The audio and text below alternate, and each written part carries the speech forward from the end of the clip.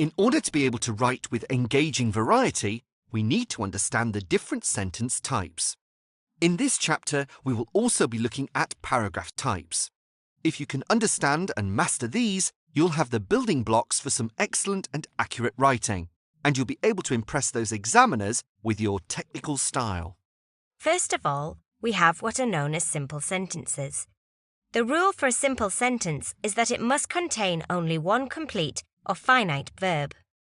Don't think that this means the sentence is necessarily short or simple in meaning, though. It just means that it contains one finite verb. In order to be a finite verb, it must show two things. It must agree with the subject and it must show us the tense of the sentence. Let's have a look at the example of Ed plays guitar. Here, the finite verb is plays. The verb agrees with the subject, Ed, and it tells us when this is happening by being in the present tense. Remember, though, that a simple sentence doesn't necessarily mean a short one. Take the example. In amongst all the beer cans on the floor, Ed, the famous musician, plays an ancient and beaten guitar in his own special way. This sentence still has the one verb plays, but is considerably longer. Moving on, we then have multiple sentences. These, as you may have guessed, contain more than one finite verb. Listen to the following sentence and see if you can pick out the two verbs. The scene in a shopping centre on a busy Saturday afternoon is one that brings excitement, trepidation and, to some, despair. Did you spot them? The two verbs in that sentence were is and brings. As the sentence contains these two verbs, it is a multiple sentence. So, to recap, a simple sentence contains just one finite verb, and multiple sentences contain two verbs. Let's move on to some more terminology. Each part of a sentence is called a clause. Every clause must contain a finite verb.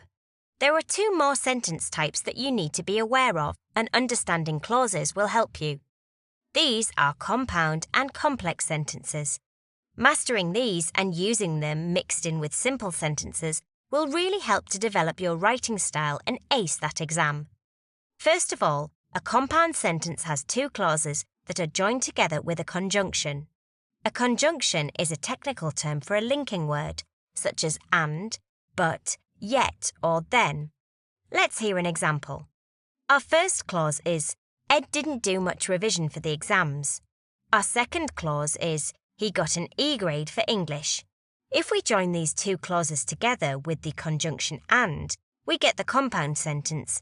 Ed didn't do much revision for the exams and he got an E grade for English. So what about complex sentences? These sentences, as the name suggests, are a little more complicated than compound sentences. They contain a main clause. This is a clause that will stand on its own and make sense without anything else. We then have a subordinate clause, which is the other clause in the sentence that cannot stand on its own because it is incomplete. So the subordinate clause could be something like, although the team played well. Notice that this doesn't make sense on its own. The main clause could be, they lost the game, because that makes sense on its own. Put the parts together and we have a complex sentence.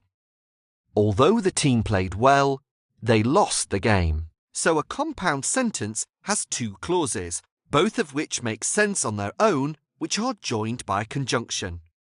A complex sentence contains a main clause and at least one subordinate clause. Finally, let's look at paragraphs. There are basically 4 rules to follow when using paragraphs.